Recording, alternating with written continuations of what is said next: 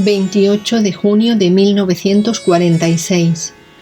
Conciliar la iluminación y el trabajo diario. Por la tarde, la esposa de Kanna envió un escrito a Bhagavan que decía: «No he estudiado las escrituras y encuentro el método de la investigación del sí mismo muy duro para mí. Soy madre de 7 hijos y tengo tanto trabajo en mi hogar que me queda muy poco tiempo para la meditación. Le ruego a Bhagavan que me indique un método más simple y sencillo». Bhagavan: para conocer el sí mismo no se requiere ninguna enseñanza o conocimiento de las escrituras, como ningún hombre necesita un espejo para verse a sí mismo. Todo conocimiento debe abandonarse en algún momento como no sí mismo. El trabajo del hogar y el cuidado de los hijos no es necesariamente un obstáculo. Si no puedes hacer otra cosa, continúa diciendo mentalmente yo, todo el tiempo, como he aconsejado en ¿Quién soy yo? Hagas el trabajo que hagas, o estés sentada, de pie o caminando. Yo es el nombre de Dios, el primero y más grande de los mantras. El mismo Om es secundario con respecto a él.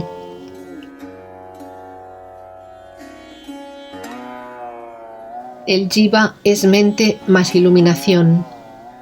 Kanna: dices que el Jiva es mente más iluminación. ¿Quién desea la iluminación? ¿Y qué es lo que obstaculiza el sendero de la realización del sí mismo? Se dice que la mente obstruye y la iluminación ayuda. Bhagavan: aunque hemos descrito al Jiva como la mente más la luz reflejada del sí mismo, en la vida cotidiana y práctica no puedes separar ambos. Como el ejemplo que te ponía ayer de la tela blanca, no se puede separar el tejido de la blancura ni el fuego del hierro en el caso de la barra al rojo vivo. La mente no puede hacer nada por sí misma, solo se manifiesta por la iluminación y no puede hacer ninguna acción, buena o mala, sin el concurso de la iluminación. Pero, aunque la iluminación está siempre presente, capacitando a la mente para actuar bien o mal, de tales acciones surgen el placer o el dolor, que no son sentidos por la iluminación, sino por la mente. Como cuando golpeas el hierro ardiente, no es el fuego, sino el hierro el que sufre los golpes. El destino. Kanna: ¿existe el destino? Si lo que está destinado a suceder va a suceder en cualquier caso, ¿qué utilidad tiene el esfuerzo y la oración? ¿O es preferible permanecer inactivo? Bhagavan: solo hay 2 modos de vencer al destino o quedar al margen de él. Uno es investigar a quién pertenece ese destino y descubrir que el único esclavizado por el destino es el ego y no el sí mismo, pero ese ego es inexistente. El otro método es aniquilar al ego por una completa entrega al Señor, realizada personalmente por medio de esta continua repetición: no yo, sino tú, Señor. De ese modo, liquidas todo sentimiento de yo y mío y dejas que el Señor haga lo que quiera contigo. La entrega no puede considerarse completa mientras el devoto reclame al Señor esto o aquello.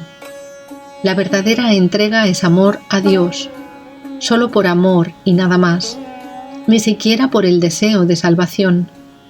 En otras palabras, para vencer al destino se requiere la negación absoluta del ego, y esa negación puedes conseguirla por medio de la investigación del sí mismo o por medio de Bhakti Marga, camino de la adoración o el amor. Kanna: ¿son oídas nuestras plegarias? Bhagavan: sí, son escuchadas. Ningún pensamiento es vano. Más pronto o más tarde, Cada pensamiento produce su fruto. La fuerza del pensamiento nunca se despliega en vano. 2 de julio de 1946. Un aguacero milagroso. Esta tarde, después del Parayana, Venkatramayar dijo a Bhagavan: parece que Miss Telayarkam y su acompañante, una sobrina de Sir Mitra, de Mysore, estaban sentadas en la ladera hablando sobre Bhagavan y la montaña, cuando Miss Telayarkam dijo: Bhagavan es un dios transeúnte que contesta a todas nuestras preguntas. Al menos esa es mi experiencia. Bhagavan dice que esta montaña es el mismo Dios. No lo comprendo bien, pero Bhagavan lo dice y yo lo creo. Su amiga replicó entonces: según las creencias persas, si lloviera en este momento, sería una señal indudable. Casi al mismo tiempo, descargó un fuerte aguacero y vinieron empapadas a contármelo. 3 de julio de 1946. Perseguir la fuente de los pensamientos. Un visitante dijo: me han dicho que según tu escuela debo encontrar la fuente de mis pensamientos. ¿Cómo puedo hacerlo? Bhagavan: yo no tengo escuela. Sin embargo, es cierto que uno debe rastrear la fuente de sus pensamientos. Visitante: supongamos que tengo el pensamiento caballo e intento descubrir su fuente.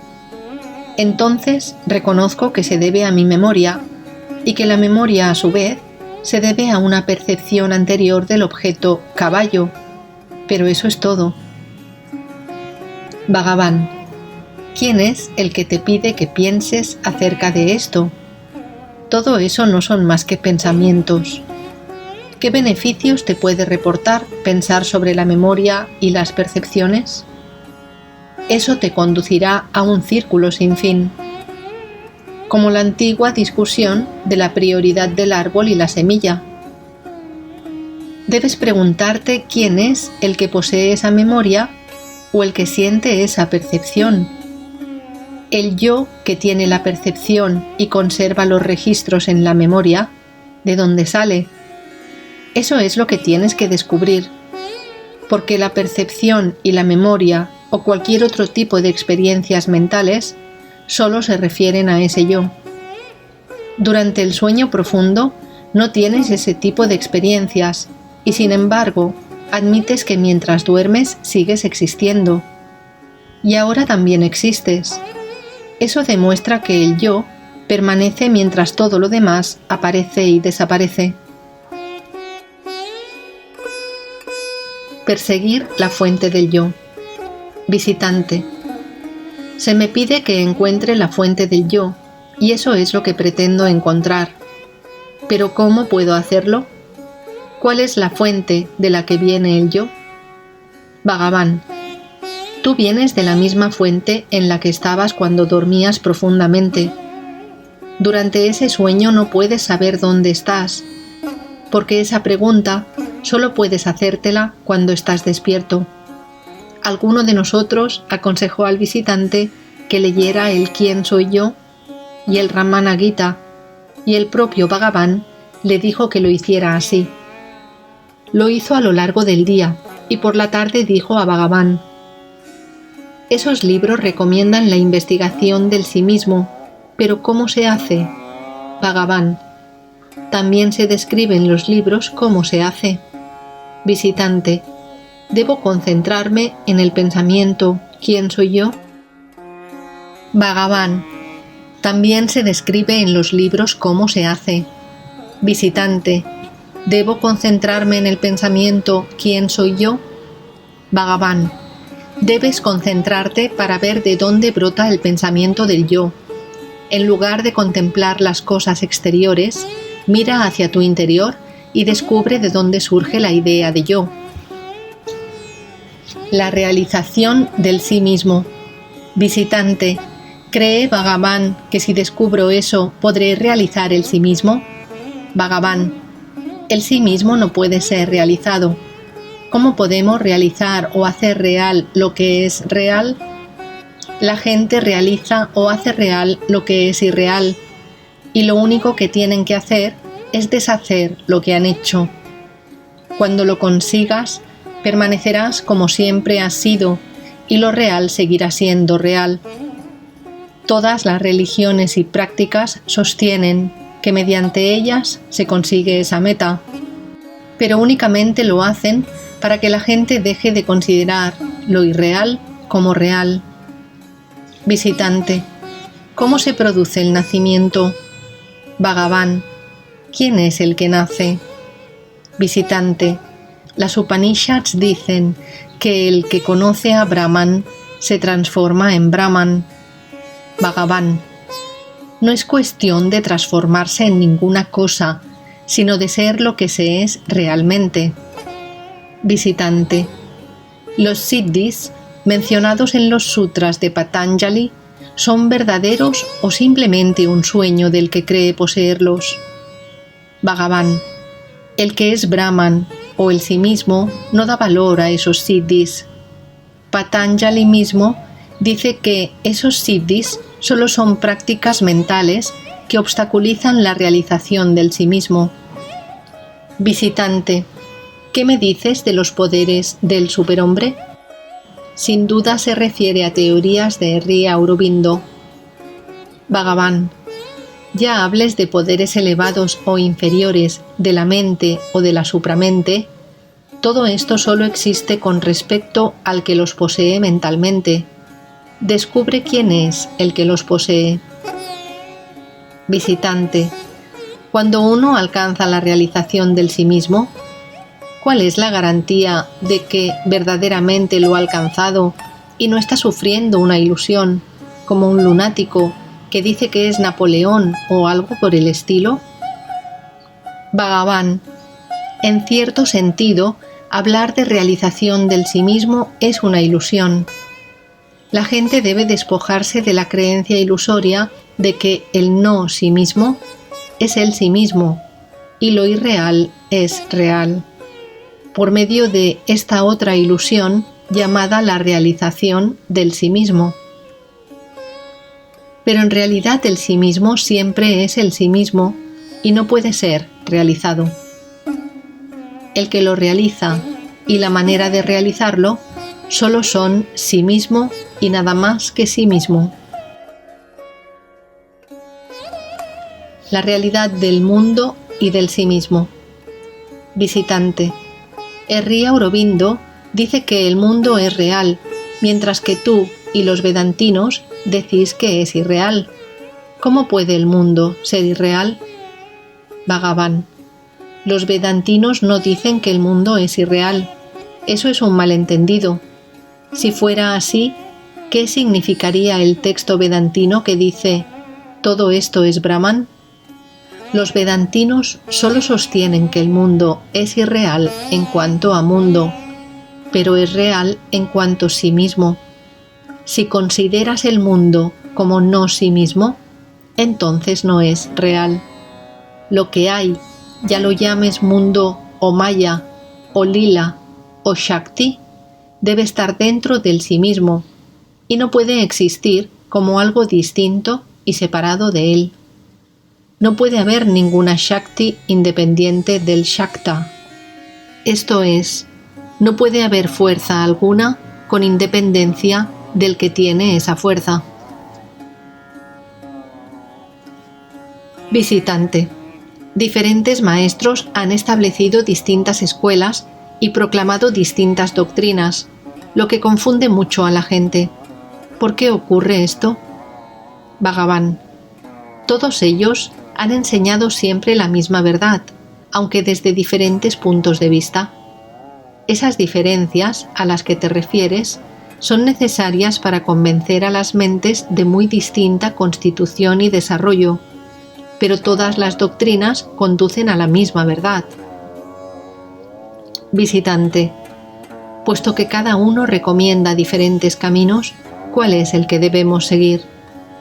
Bhagavan, tú hablas de caminos como si tú fueras una cosa y el sí mismo otra cosa diferente, y tuvieras que desplazarte a otro sitio para alcanzarlo. Pero de hecho, el sí mismo está aquí y ahora, y tú eres siempre eso.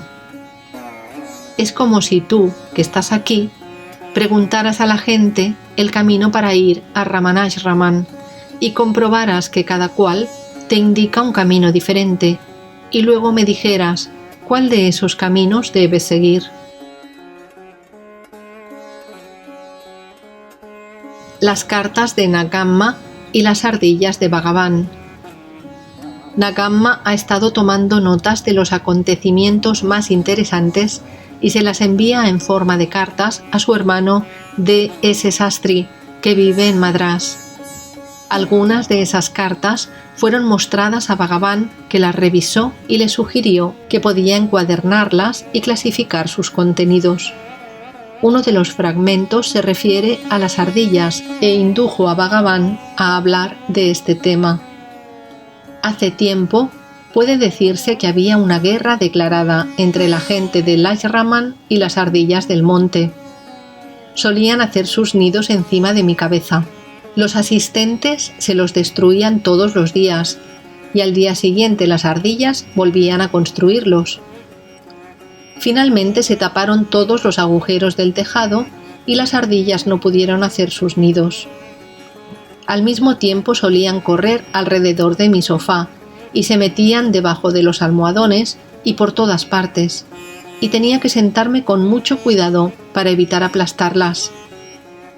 Muchas veces ocurrió que me dejé caer pesadamente sobre alguna pequeña ardilla y les producía un samadhi involuntario. Lo mismo sucedía a veces en el Skandashraman, donde las ardillas también solían hacer sus nidos en mi catre o en mis almohadas. Esa costumbre comenzó incluso antes. Cuando estaba en Gurumurtam, los pájaros y las ardillas acostumbraban a construir sus nidos a mi alrededor. Algún pájaro construía su nido con barro y luego se iba y lo utilizaban las ardillas. 12 de julio de 1946. La muerte de Madhava Swami. El día 8 llegaron noticias de la muerte de Madhava Swami y Bhagavan nos habló mucho rato sobre él. Por la tarde Kunju Swami partió a Kumbakonam, donde se había producido el fallecimiento, y esta mañana ha regresado al Ashraman. Nos dijo: 20 días antes de morir, Madhava Swami abandonó Kumbakonam diciendo que venía aquí, pero en realidad tomó un billete para Palni. Unos días después, parece que fue a Palghat, a su pueblo natal. Después vino a Trichy y estuvo unos días con Tirumala Chetty y finalmente regresó a Kumbakonam una semana antes de morir. Se pasó toda la semana diciendo: vaya donde vaya, me siento desgraciado. No me siento bien en ninguna parte. Si voy al Ramanashraman, no me lo van a consentir. Pero después de haber tenido el privilegio de servir a Bhagavan durante tantos años, no puedo mantener este cuerpo por más tiempo en ningún otro lugar. Tengo que abandonarlo. Estaba obsesionado con esta idea y eso le producía mal humor. El día antes de morir sufrió una indigestión, pero ya llevaba una semana con trastornos digestivos. Bhagavan preguntó: ¿qué es lo que le produjo la indigestión? Kunju Swami respondió: parece que se debió a un mango. Nunca le sentaba bien. A eso de las 4 de la tarde del domingo día 7, le ofrecieron algo de comer, pero lo rehusó y pidió una botella de soda. Muy poco después, sentado en postura de Padmasana, expiró y abandonó el cuerpo.